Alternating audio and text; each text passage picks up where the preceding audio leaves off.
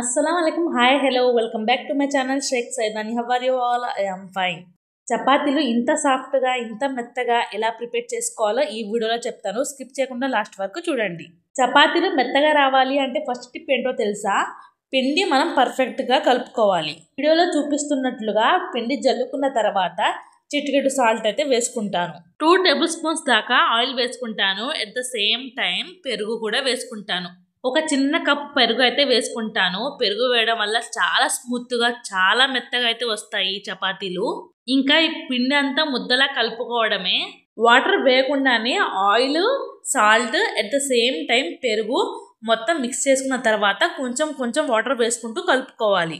మీ టైంని బట్టి మీరు గంట అయినా గంటన్నర అయినా నానబెట్టుకోండి. నేనైతే హాఫ్ అన్ అవర్ పిండిని కలిపి పక్కన పెట్టేశాను. ఇప్పుడు చూడండి ఎంత స్మూత్గా ఉందో పిండి.